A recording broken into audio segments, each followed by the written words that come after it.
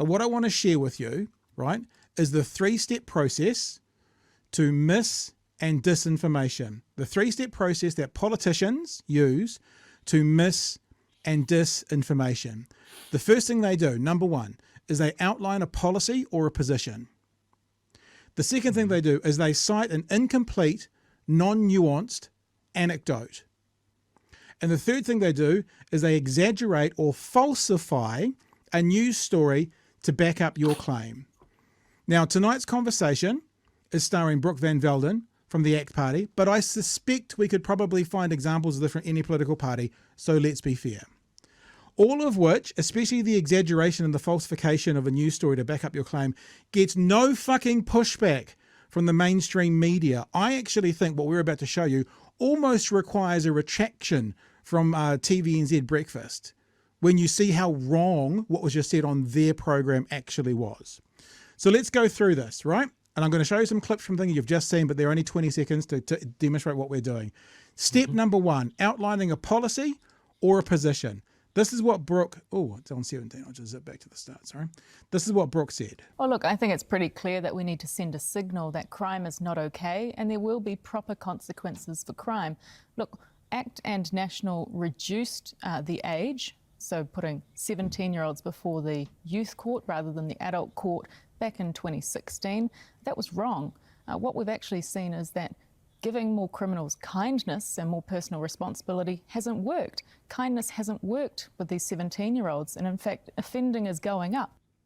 So, making it very clear that their position, did I do sowing? Did I use the word sow again? You did. Where is it? That's a bad pat. I know, where is it? Where did I use the word sow? A top line. Ah, there you go. That makes this whole argument null and void.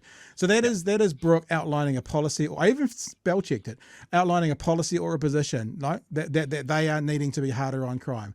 The next thing they do is they then back it up with an incomplete anecdote or non-nuanced anecdote. I was talking to a liquor shop owner just last week who was really worried that she's been hit 3 times by youth offenders, and yet the police say there's nothing that we can do with these kids. We've got to actually set some proper consequences for crime and let these 17-year-olds know you will actually face proper consequences. Like going to jail. So there's the anecdote. I know someone, and remember we say this on the show all the time, that your personal lived experience, your anecdote might not necessarily be representative of the data. It might be, but it also might not be. And the third thing you do is you exaggerate or falsify a news story to back up your claim. And we're going to dive a little bit deeper into this. This is the story, the news story, that Brooke van Velden exaggerated or falsified. Actually, if you've got the case of, there was a 17-year-old who beat someone nearly to death in their own home and they didn't actually face any form of prosecution or harsh punishment, but that's not acceptable. We've actually got to take a hard line and say, there are consequences for doing the wrong thing. There are right things and there are wrong things, and we should have gone back. This law change that we tried to do a few years ago by reducing people from the adult court into the youth justice court hasn't worked. So the 3 steps are outline a policy or a position, to cite an incomplete, non-nuanced anecdote, to exaggerate or falsify a news story to back up your claim. This is what Brooke van Velden just said. A 17-year-old who bet someone nearly to death in their own home and they didn't actually face any form of prosecution or harsh punishment. Remember that, Chewy? They didn't face any form of prosecution or harsh punishment. That's not acceptable. We're actually got to take a hard line and say there are consequences for doing the wrong thing. Really important line. They didn't face any form of prosecution or harsh punishment. Now, I've messaged Brooke van Velden and I've messaged the Twitterverse saying, can we please just clarify what story we're talking about? Now, at the moment, the ACT Party are going around New Zealand talking about this story, all right? Youths who beat 78-year-old in home and left for dead avoid jail. Here's why. So I am prepared to place any amount of money as a wager. This is the story that Brooke was talking about, right? And in this story, remember, what was the quote? They didn't actually face any form of prosecution or harsh punishment. Remember that. Here's the first part. The teens aged 16 and 17 at the time denied charges. That would be a charge of aggravated burglary and causing grievous bodily harm. Their identities are suppressed as they were appearing in the youth court. Neither had previous convictions. The younger youth admitted the charges. That would be a conviction. Admitted the charges on the second day of a 3-day trial late last year. So the younger offender, the 16-year-old, admitted the charges. But they're not talking about the 16-year-old. They're talking about the 17-year-old, because it's the 17-year-old they want to do. So the other was found guilty. That would be a conviction by Judge McIntosh. Now, we probably need to look into this. And if you follow me on Twitter, you've already seen a little bit of this today.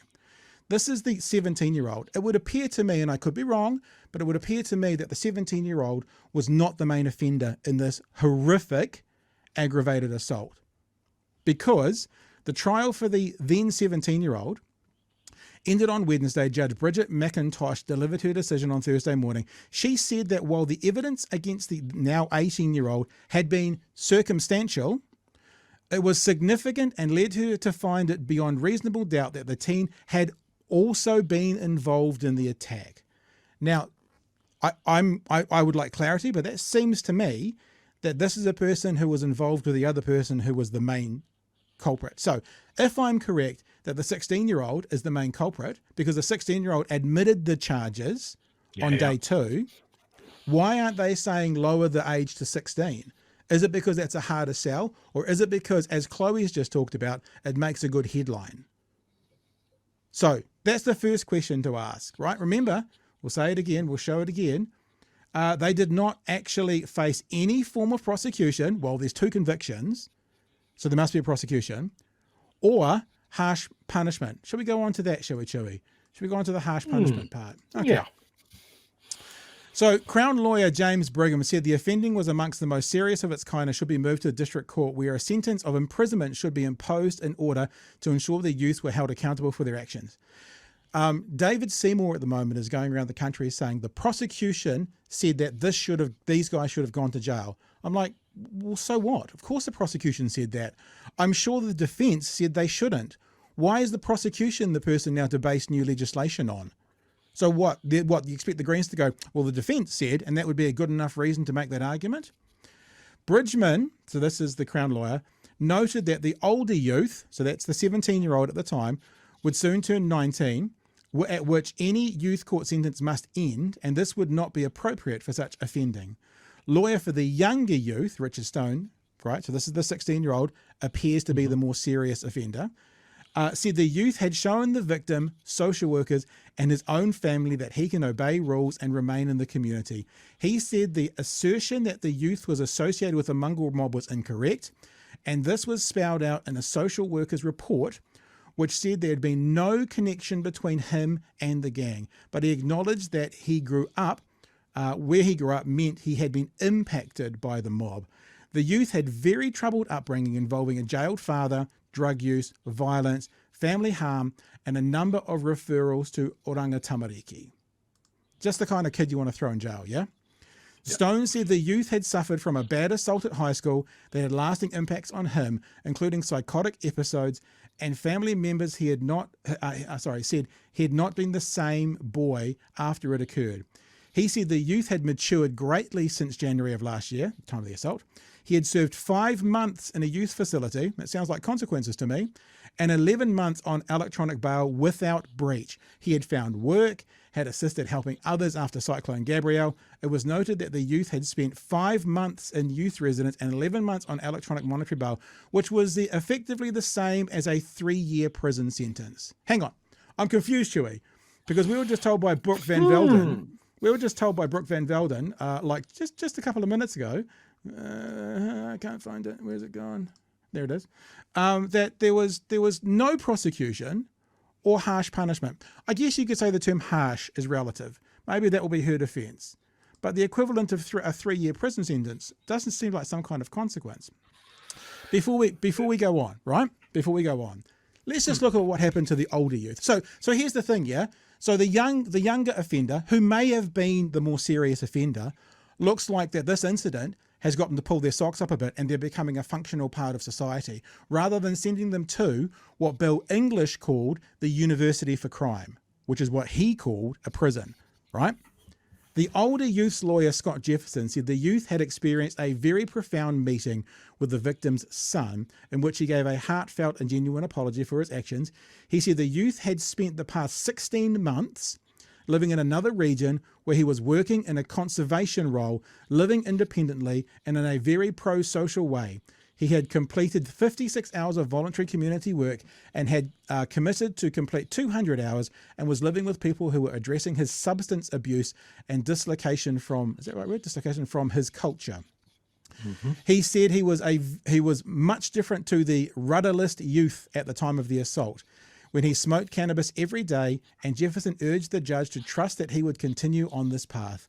Judge McIntosh acknowledged the youths had committed very, very serious offending, and their victim had lost the opportunity to grow old in a graceful way.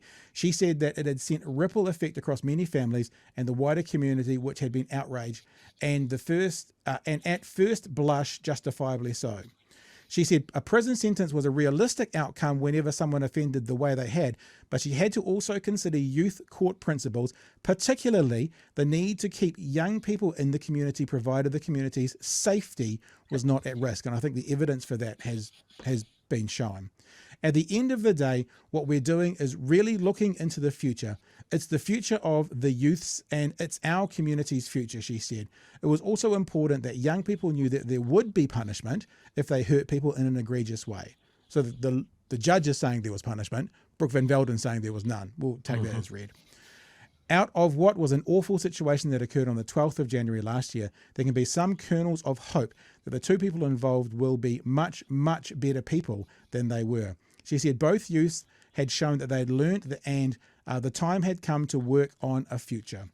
She ordered the older youth to attend drug and alcohol counselling, to make an emotional harm reparation payment of $2,000 to the victim's family, and complete 200 hours of community work. Now, you might say that the older youth seemed to get away with a lot less of a punishment. That just reiterates the fact. They said the younger youth seemed to, in a youth setting, seemed to get about what the equivalent of a 3-year prison sentence was when it comes to time. The older youth didn't get that. That just leans again to the fact that he looks like he wasn't the serious offender in this assault.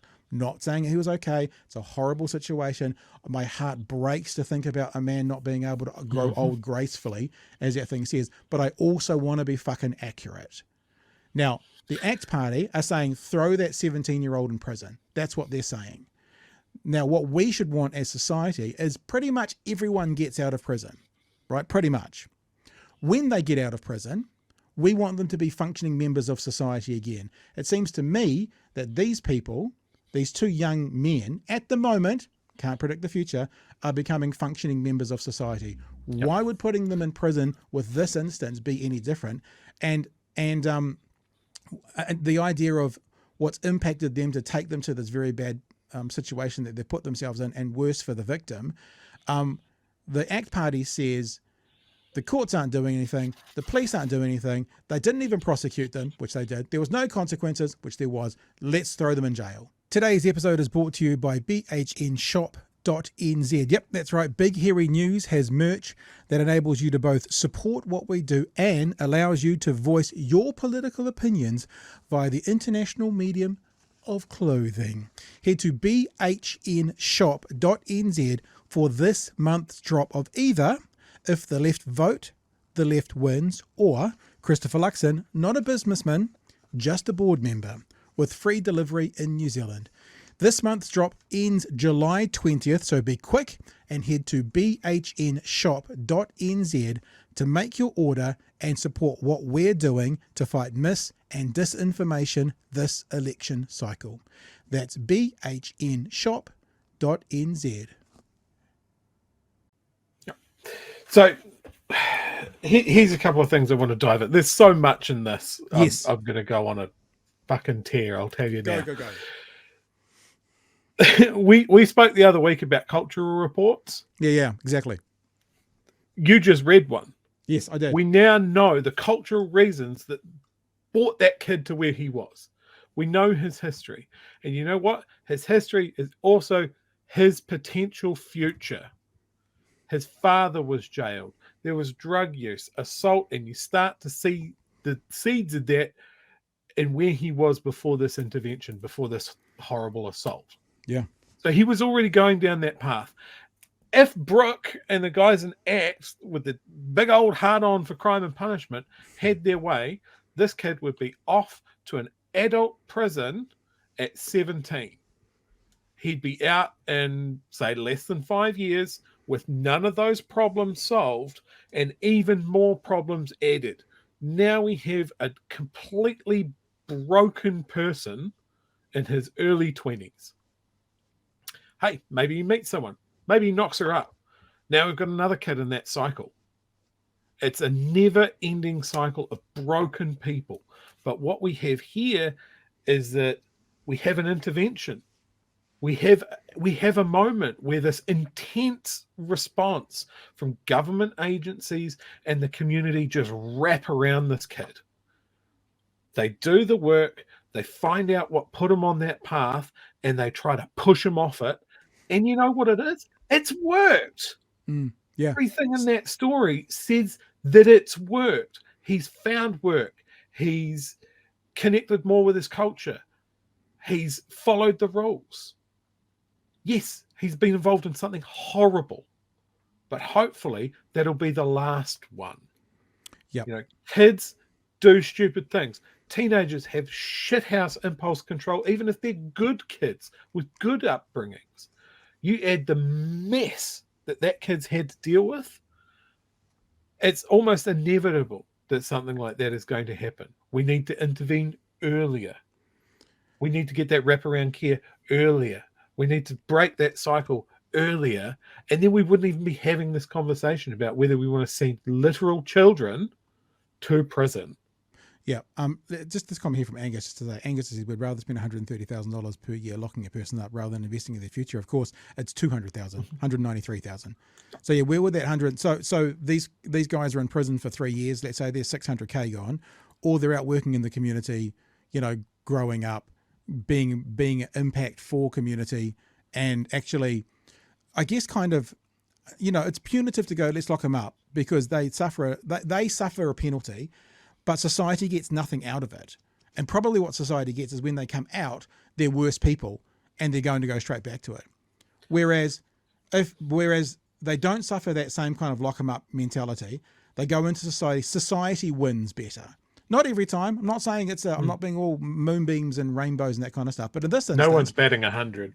No, not in this instance. Following it on, actually, society is the group that's got the best deal out of this. We've spent less on them, which I don't really care about the money, but let's just be real. We've spent less on them, and they've become more productive members of society, and they're out and about helping in society based on being forced to by the courts and obviously by choice as well. We're reading Cyclone Gabrielle situations.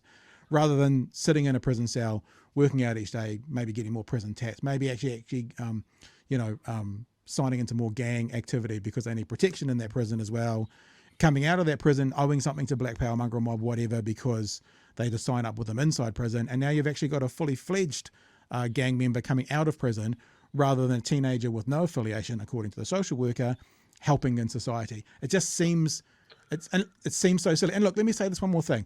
We're not batting 100, Chewy, but what ACT is doing right now is they're giving singular examples to make their point. So why can't we use this as our singular example to make our fucking point? The dairy owner was their singular example. So here's our singular example of how this system's better. Full stop. So we come back to something I've mentioned previous, is it depends on what problem they're trying to solve. Yeah. Are they trying to solve youth crime or crime rates in general?